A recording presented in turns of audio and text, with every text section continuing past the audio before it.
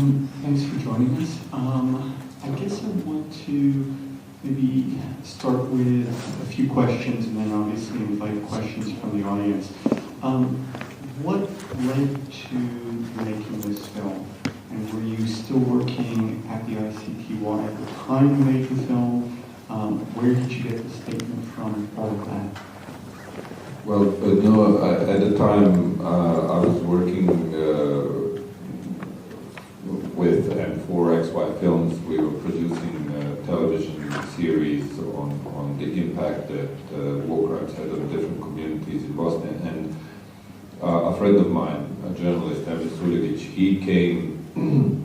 he was at the time reporting from the tribunal and quite obsessively reading these thousands of pages of reports on different aspects of what happened in Srebrenica, and he came to me and he said, "You will not believe what I found in a footnote of one of these reports." And this footnote was referring to the command that one of the men mentioned, Drago Nikolic, had over the area, and it mentioned this the existence of statements of 4 men on 23rd July, and the brunt of the genocide happened between 13th and 19th of July. That is where most of the men and boys were killed.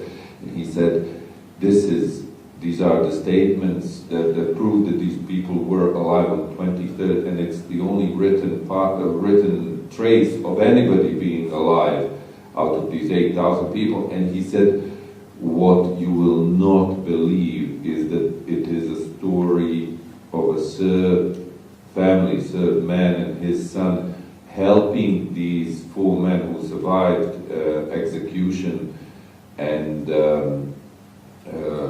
who apparently were caught later. And at that time, I have to say, we were so taken by the story because it was the first story that I came across of people putting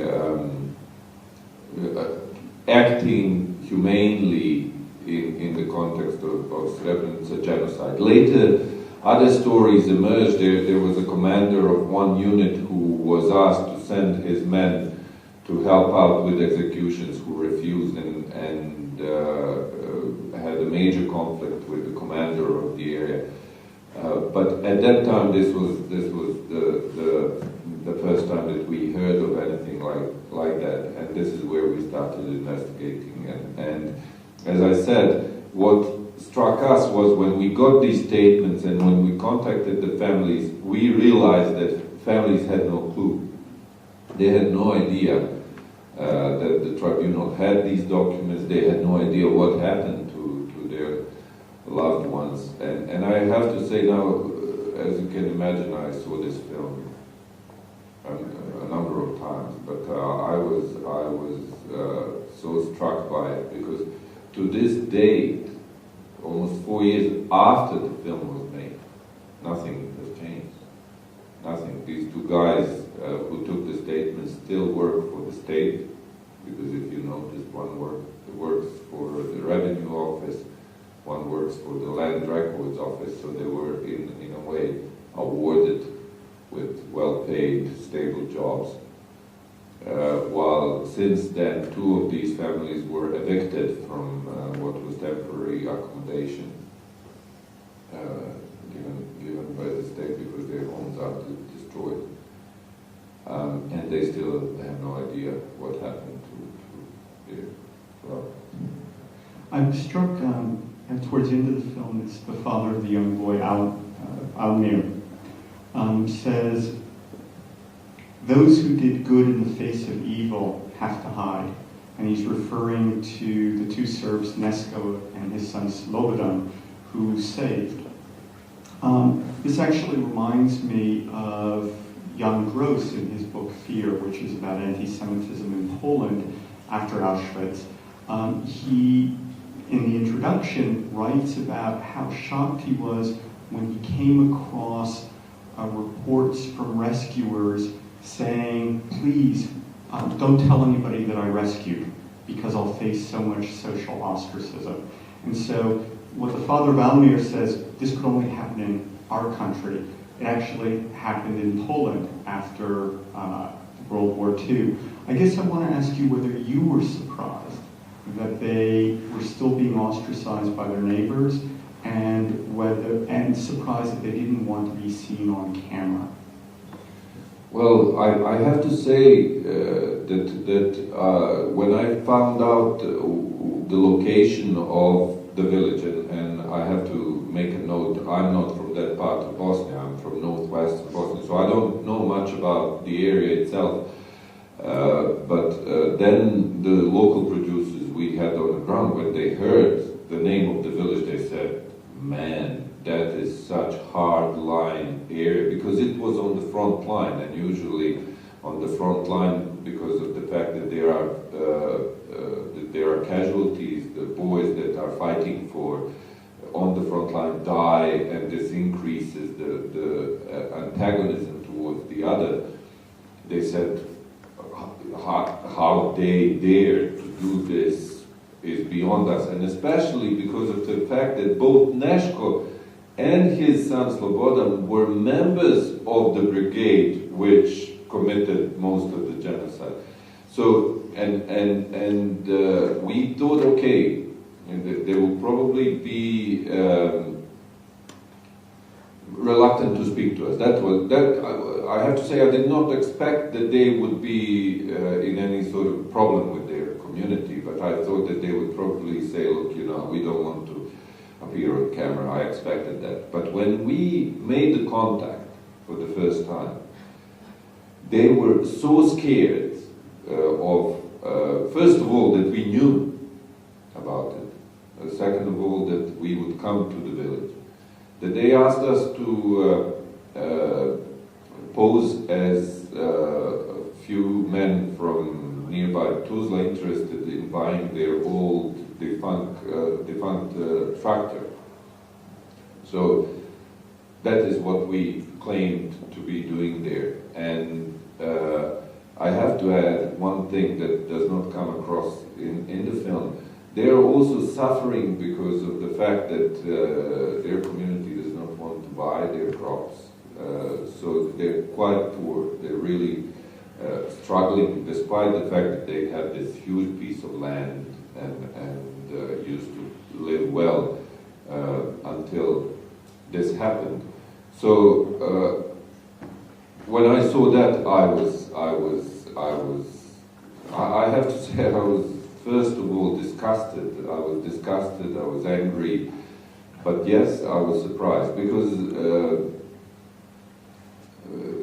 I have to return. We went there and we spoke to them first, to Slobodan and Neshko, me and two producers, to see whether they would be willing to meet Sulejman Suljo, the father of Almir. And they were so lovely. They were such great human beings. They told us the story. The wife of Slobodan told the story how she fell in love and came from this city family, this village and all that. And I told him when I was parting, I told Neshko, look, I have to tell you, you are one of the heroes of this war for me. And he looked at me genuinely confused. He said, why do you say that? And I said, because of what you did. He said, anybody would do that. Anybody would do that if in their right mind. Anybody. He still could not make the connection fully between what he has done and the way that the community was portraying him or perceiving him or ostracizing him, because still in his mind anybody would do that, despite the fact that he faced all this. And what happened to Neshko as a result of the statements against him? Basically, Neshko and Slobodan, they were arrested. They were kept for a month in this barracks, beaten on regular basis. They were humiliated, made to do demeaning things around, like cleaning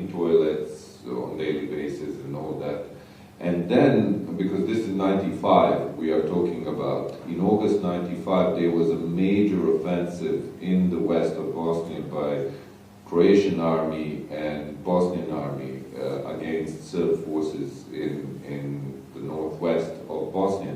And this front line was very tough for Serbs because in 95 Croatian army was already very strong with the help of the Americans. They rebuilt their army. So there was this major push against the Serbs, and two of them were sent to this front line, which was in a way a death sentence. But the situation was that actually they did survive and were exchanged as prisoners after the war ended and came back home. Great. Let me open it up to the floor. Yes, from Polina. Just wait a sec. Often in transitional justice, there's this discussion around the tension between truth-telling and prosecutions and accountability, especially when it comes to sequencing, because there's been a lot written about the fact that when there are prosecutions going on, people don't particularly want to talk because they're worried that the evidence will be used against them, or if they think there might be prosecutions in the future. So there's this tension between the need to hold people legally accountable and the need to find out what happened. As a director, as a filmmaker, what is your opinion about that, about how to balance those two things? Well, I would say that, and not only because of this situation, but because of my experience in dealing with transitional justice issues in the former Yugoslavia and elsewhere, I think that in order to achieve any meaningful balance between the two, there has to be a societal agreement on what is to be achieved by either of the two. Because if there isn't, if either the prosecutions or the truth-telling are going contrary to what are the dominant political narratives, dominant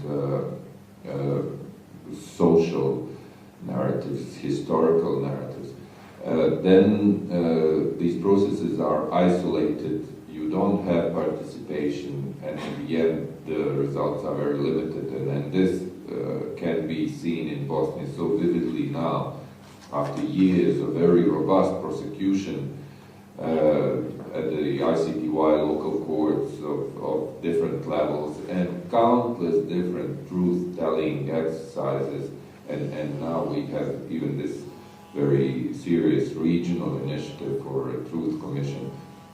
Still to this day,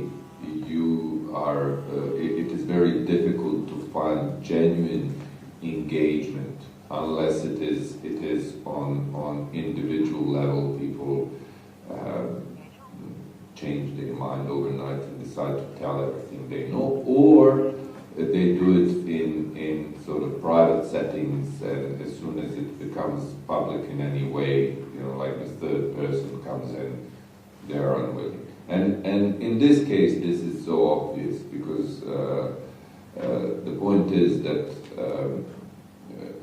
the two men are protected by the fact that as part of the prosecution of their superiors, they testified about this incident related to the chain of command. And because of the limitations of the legal process, I have to be completely honest, I work for the institution, but the tribunal investigators were not interested to know what happened to the men. They were happy to have this link. So they invited these two to testify for the prosecution, but in a way granted them immunity from telling what they know. And this is why he's so certain of himself when he says, do whatever you want, press charges, I don't care, but I'm not going to say anything. And in that you can see how the two clash. And again, to repeat myself, I think that without a societal consensus on what is to be achieved and what is the best mechanism, It doesn't have to. I mean, I'm the biggest proponent of criminal justice in the circumstances like this. But then again, if there is a social agreement that there are better ways to achieve what everybody or majority want, then it doesn't mean that it has to be done at any cost. Sorry, Ron in the back, and then we'll come back up to the front. Thanks, Rodrigue. As you know, it's the second time I've watched this movie, and I'm happy I watched it the second time because it's such a powerful document.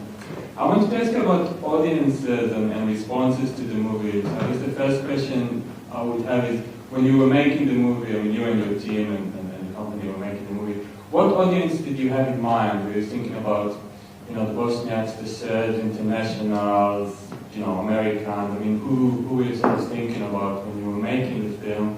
And whether in the last 4 years, the movie has reached the audience you had in mind, maybe it reached another audience you didn't even think about. And in terms of responses, I'm specifically interested in the responses of Bosniaks in Bosnia when they hear the story about the Serb rescuers. Because I know when you look at responses, for example, of Jewish survivors to learning about stories of rescuers during World War II, there really is a range of responses where the positive one can be, oh, so not all Serbs, Polish, Germans, Hutus, whatever, are murderers, that's all. But at the same time, sometimes sort of showing that there was an alternative, that people could resist, people could serve as rescuers, and you sort of think, well, if it was possible, then why was it only 2 people out of millions, and so on. So it actually can have sometimes counterproductive effect. I'm just curious so this is all theoretical, but I'm wondering in practice in the last 4 years, what was your experience? Well, I have to say that when we, first of all, we had different views when we started making the film to those when we finished the film, because we set out wanting to tell this story primarily, because we didn't, I have to say, we expected that Neshko and Slobodan would be reluctant to appear on camera, but we did not think that the situation would be so drastic that we would not be able to convince them, that we would not be able to provide them with guarantees, that we would not be able to protect them, and we wanted to tell this story, primarily this story, to be completely honest, to promote it. And it does border with manipulation, but at the same time, the country needs it. We need to hear that not all the others are bloodthirsty killers in different degrees, but that there are different people and humane people from different groups. However, I have to say that as we started investigating, filming, the story of the plight of the victims took over, because the frustration at seeing how these people live, at seeing how the state protects the perpetrators, at seeing how they are kept in this limbo. And you need to understand also another thing, and that is that this is not coincidental. They are kept in this limbo, I deeply believe, on purpose, not only by those, the enemies, the others, but by their own politicians, because the narrative that comes out of the victim community, victim groups, forms the backbone of the political discourse. And the discourse in Bosnia is discourse of division. This allows politicians to get rich while constantly putting up this smoke screen of fear and threat of the other, and that goes on still to this day. So the victims, they need the victims to be in this position, because if they address their plight, this great pool of anger, of pain, would disappear and they would have to turn to everyday issues.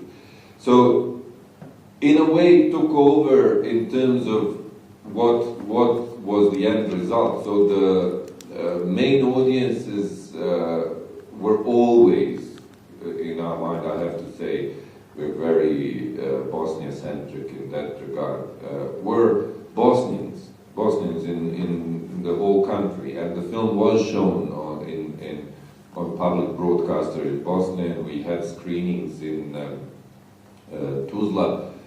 But also, I have to say, we shied away from heavily promoting it because Neshko called when the film was nearing the completion, and he told me, "You know what they will do to me when they see your film.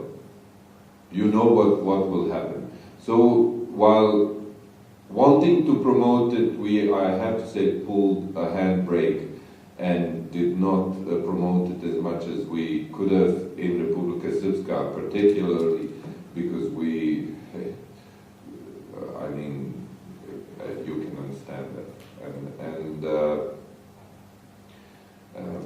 I don't know. I think that what pains me to this day is that the reactions, some of the reactions, not generally reactions, were very positive and greeted with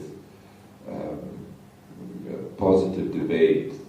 But then again, this element of humanity somehow got overshadowed by the fact that most of the people concentrated on this horrific fact, and that is that these two guys work for the state while the victims have to come to them. One of them is, he works in, what do you call it, forcible taxation. When somebody is not paying taxes or something, he goes to their houses and takes away their belongings. Nebojša Jeremić does that job, and the victims of these crimes live in the area under his jurisdiction. So it is difficult to reconcile with that, and many people directed their reaction to that fact.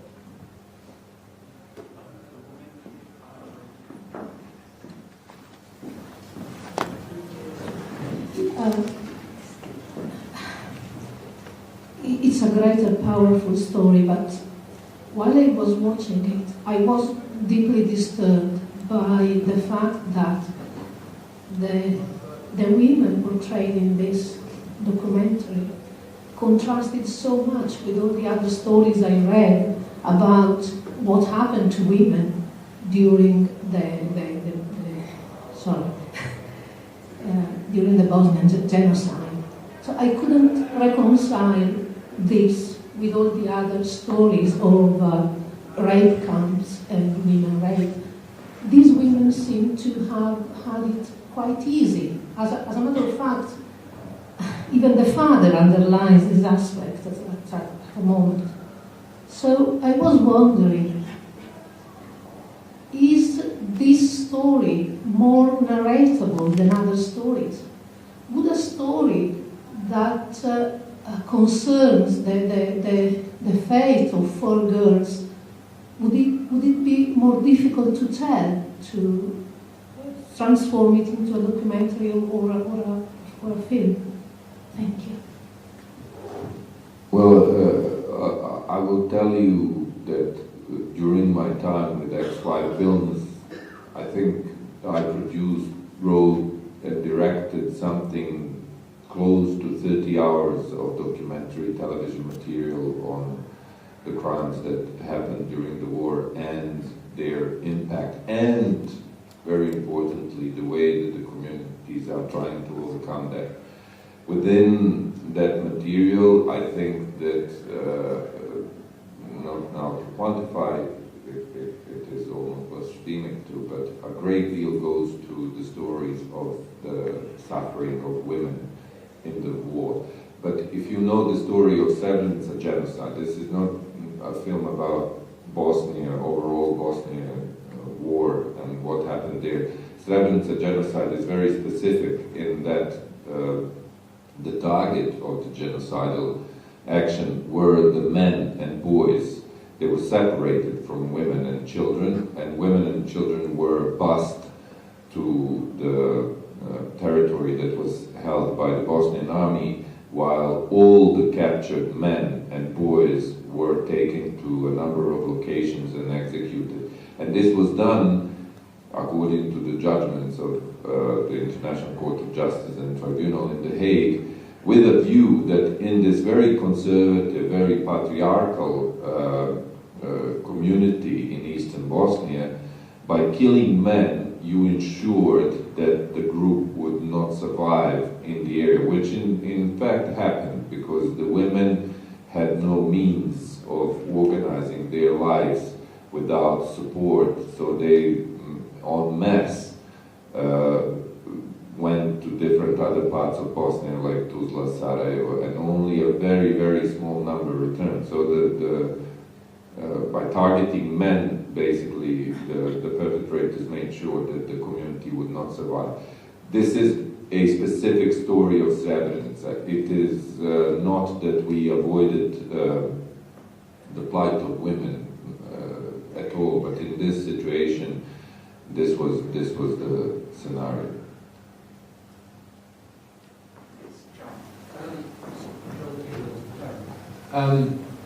I was very moved by this film too, and I think it's a great achievement. One of the reasons why I found it so moving was because of the music. And I wondered whether the song and the music that you used drew on the very great tradition of Bosnian traditional narrative. Thank you very much. I'm so happy that you made this comment, because this is original music that was made on the basis of traditional songs, two traditional Bosnian songs. The last, I do regret it greatly that this version, this DVD, and I will make sure to kill my producer when I go back, both for the technical difficulties and the fact that he gave me the version without the translation of the words of the song that you hear in the end, because it is a song. I will try to translate by memory. It is a song of a woman who is crying after her lost love and saying, "Where are you, my dear? Time will pass, earth will come together with the sky, the fissured, sort of sunburned earth will see the rain come and bring it back to life, but I will never see you again for as long, for eternity." Basically, it is a very, very tragic cry from the heart for her dead love.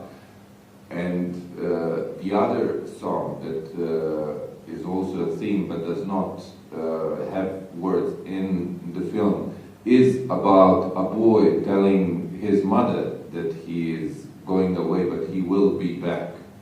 He will be back. And it is reflective of the conversation the mother and her son had the last time. So yes, we made the music, but it is based on the Bosnian traditional songs, which also in a way give you there is now, I apologize, but I have to say, take 30 seconds.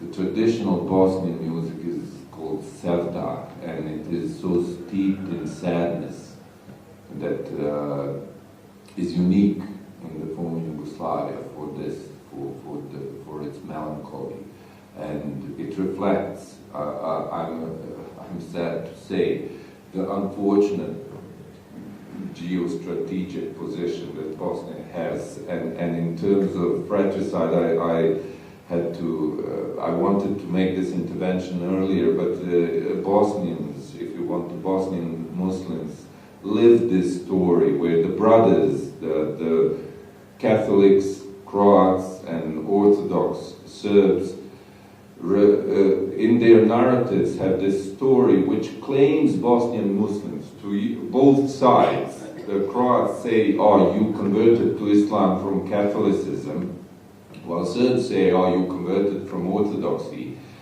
And therefore we Bosnian Muslims are sort of straight brothers who both communities, both groups are trying to sort of claim, while at the same time punishing them at every opportunity with mass violence for this betrayal. So fratricide is what we live now for the last 500 years, and it is basically a backbone of narratives for all three different groups.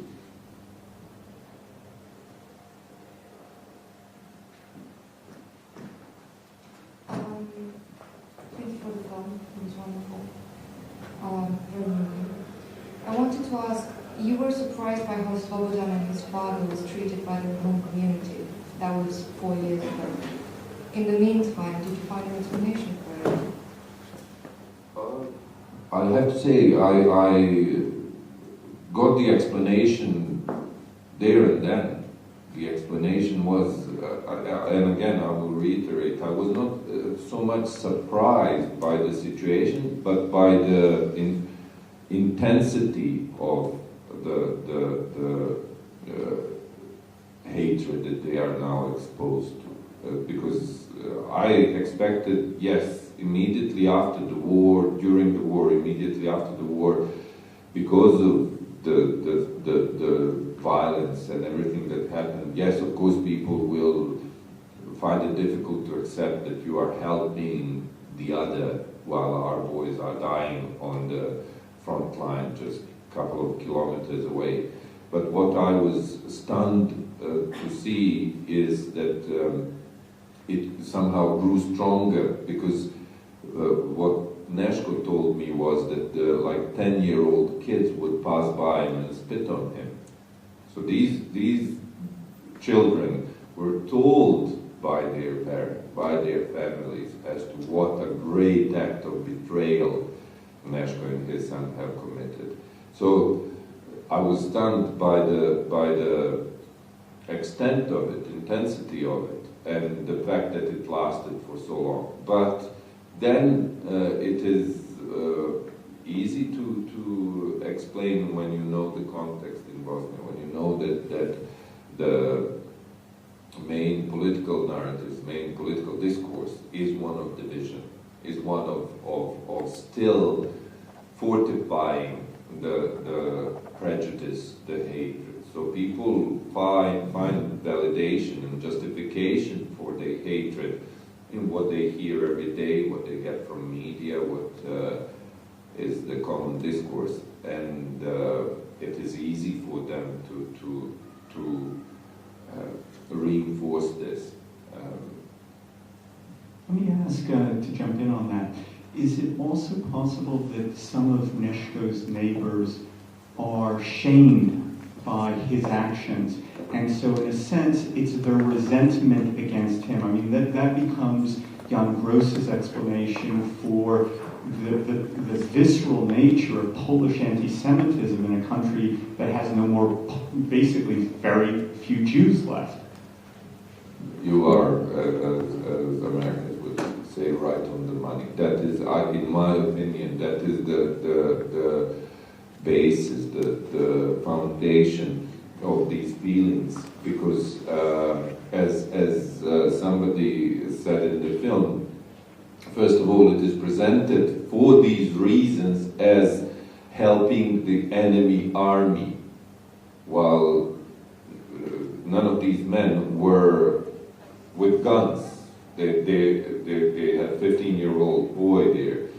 And first you need to explain it, justify it, in order not to face what actually happened.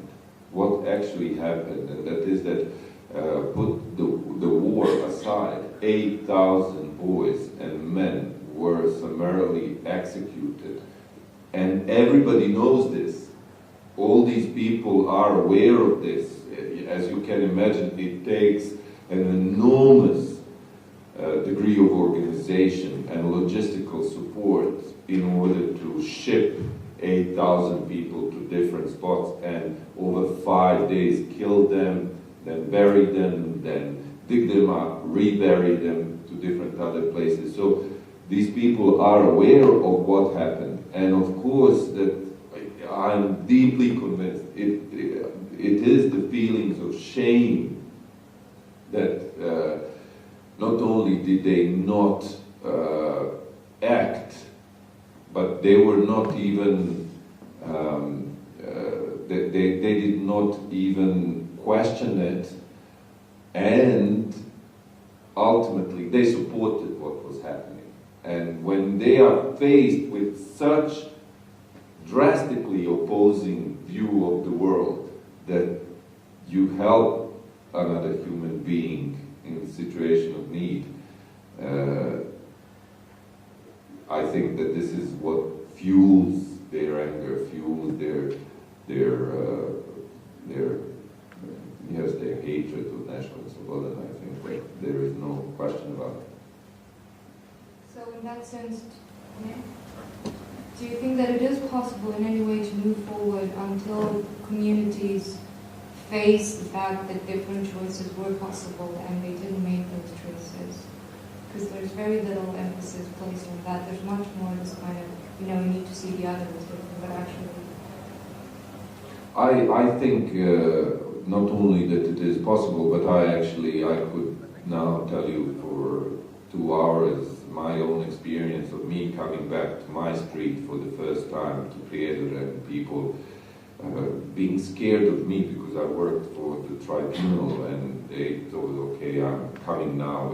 There was a procession of women coming to see my mother for months to sort of greet her back, and then at the end of each conversation, oh, please tell me, does your Refik know his Minulutin on the list of the Hague Tribunal? So, but when I had conversations with my neighbors for the first time, it was a great relief for them to be able to tell me that they did not kill anybody, they did not do anything wrong. We were all victims of what politicians did, and further we went, more relief there was on both sides, especially on their side, that they could tell me what they knew, they could tell me what happened. Some of them, of course, had a completely different view. So, of course, it is possible. It is possible but I think that, first of all, there has to be an agreement that the outcome of such an effort will not be me assuming any superior position to them, but actually together trying to get to this point of agreeing on the obvious, agreeing on what is humane and what is not. But unfortunately, we are still trapped. We are in this straight jacket, or as somebody said a couple of days ago, there was never end of war. There is only ceasefire in terms of facing what happened. Yes, their guns are silent. There's reconstruction of infrastructure, of buildings, and all that. But in terms of ideologies, in terms of reconstruction of us as human beings, nothing has been done. On the contrary, all the hatreds are being reinforced day in and day out, and all the different initiatives that are happening, and this goes back to the question that was asked earlier, like prosecutions and different civil society initiatives on facing the past. Films like this, they are isolated, they have very short-term value because of the fact that the main dominant political discourses are those of division. We'll take one last question. We'll take more questions. I think my question follows on the comment that you just made. I think your work absolutely amazingly depicts the tragedy and the problem But I'm just wondering, maybe at least on a theory level, do you think that there could be a solution to this on macro level, on the state official narrative that relates to the division? In other words, do you think that there can be a kind of synthesized closure to this narrative, or is it just historical determinism and destiny, or however you want to call it? I believe that there is a solution, and I believe that it is contrary to what the popular belief when it comes to Bosnia is. It is not very complex. It is simple, and that is that the main opinion makers, policy makers, political leaders need to introduce a discourse, because we are, due to our heritage of socialism, Tito, very leader-oriented, and the recent history shows that very well. So no matter how bad our leaders are, we still follow them. And I believe that if they were to introduce the discourse, the language that would aim to take the fear away, first of all, the fear, the insecurity, and then as the next step to allow people to create that space, because this is what happens, as I told you, when you have one-on-one conversations. People are not at all afraid to look each other in the eye, to talk, to face to what happened, and even go beyond that, even express compassion and if necessary, remorse or forgiveness. But as soon as that becomes public space, they withdraw back, because they know that, sort of to use the film, they could be facing the same situation that Neshka and Slobodan are facing, because the dominant discourses are completely opposite to this. The leaders are not saying, talk to your neighbor and face your neighbor. The leaders are saying, remember what your neighbor did to you.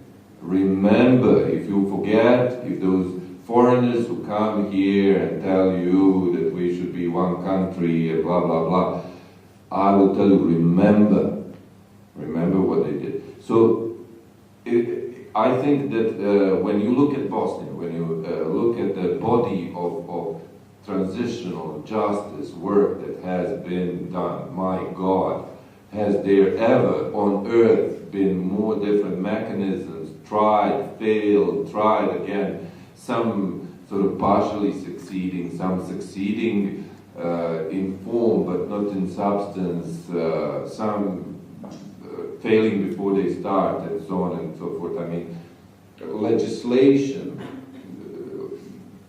truth-telling, prosecution, reform of institutions. The other day I actually realized we had 4 times we had reform of justice sector, because one of the men who applied for a position, and he got it, by the way, at ICTY, put in his CV very proudly that he took part in the reform of justice sector in Bosnia, and I was thinking, my God, you should be kept away from any justice institution if these are your references.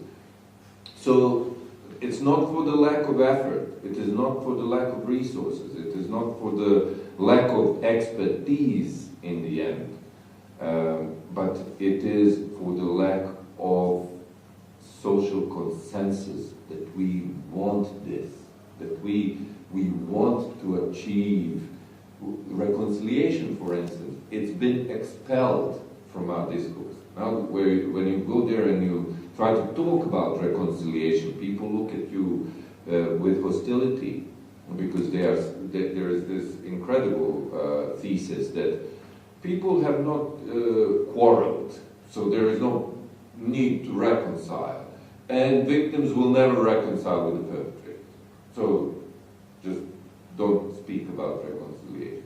So this is what I'm saying. I think that solution is not that complicated or complex, but unfortunately I see another sort of second wave of circumstances which will prevent us from doing what needs to be done, because now in the current geopolitical reshuffling where Russia is rising and sees Serbia as her very strong card in terms of NATO and European Union relationships, Bosnia again becomes the ground for regional sort of settling of accounts.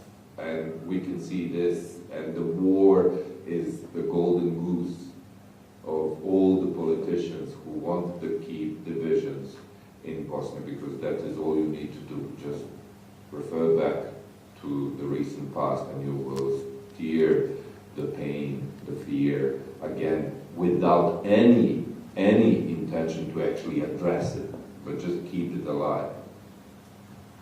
In the back, Sarah.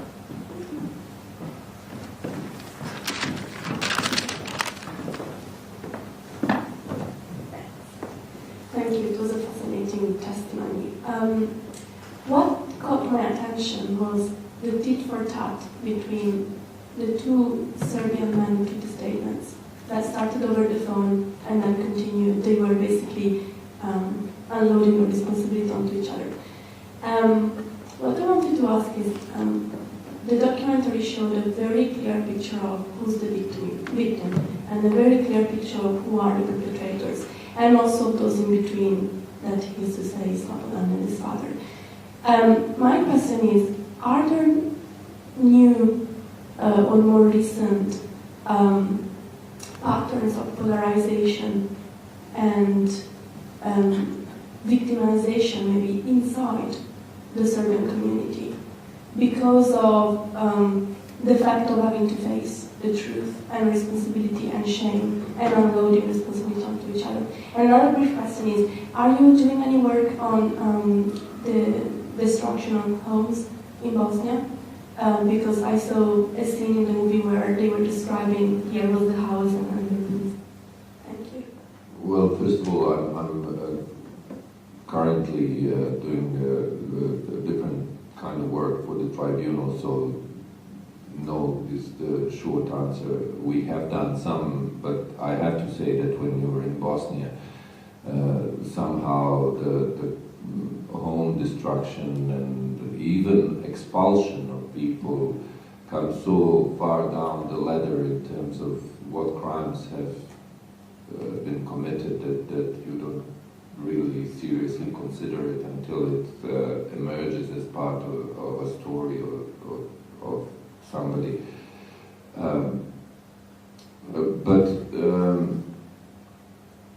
When it comes to your first question, I'm not so sure. This situation, you could see how it developed when first sort of faced with the fact that we have the information, when we know what happened. The reaction was very, very authentic. It's not me. I didn't make the statements. I just brought them and they put my name and I know who did it and this guy did it. But all that was needed was a day in which Jeremic went to Cheda and said, "What the bleep are you saying? Don't you repeat that, and you better disappear when they come and I'll deal with it." And then in the end, we have the same situation, because subsequently after the film, we called Cheda many times. He threatened us with police, with his people, if we call him again, because he didn't want to talk about it anymore. So, in a broader context, there is nobody can deny that there is a movement, a weak movement, but there is a movement. It's even called Second Serbia, with people like Nataša Kandić and Petar Luković and different public figures. And there is even a political party, Liberal Democratic Party in Serbia, which is very clear about the position that Serbia needs to face the past and to admit to the crimes that have occurred. But as you can imagine what minority they are, I think that altogether, including the supporters of the Liberal Democratic Party, they have less members than neo-Nazi groups. I'm not talking about hardline Serb groups and NGOs, I'm talking about neo-Nazi groups in Serbia. So in that respect, it is a very weak movement, but it exists. In terms of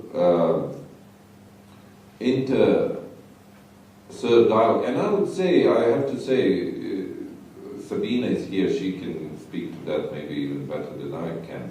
But I don't think that there is sort of introspection in that regard, except when it comes to prosecutions. When it comes to war crimes prosecutions in The Hague, there has been a number of insiders and people who have turned and said, it wasn't me, it was this guy, and I know and testify.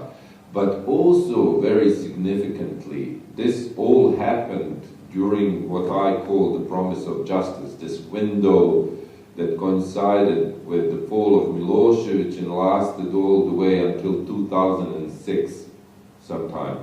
And then things started happening in terms of the political developments that have reversed all these good developments. And today we have, if you follow the trials at the ICTY, you can see what a huge increase in the number we have of those who have given statements in investigation as to the facts surrounding certain crimes, who retract these statements when they come to testify and basically say, you know, I don't remember saying that, and if I did say that, I was drunk. So in that aspect, there isn't any process that you can speak of. It is more individual. Great. I'm going to have to leave it there because we've hit 7 o'clock. I want to invite people here, if they're interested, there will be a small, emphasis on small, wide reception upstairs on the 3rd floor. You can follow us up there. And for those of you who didn't get a chance, unfortunately, to get your questions into Rafik, you can hijack him there. Yeah. Go get a beer somewhere else. Thank you all for staying, and one round of applause finally for Rafik.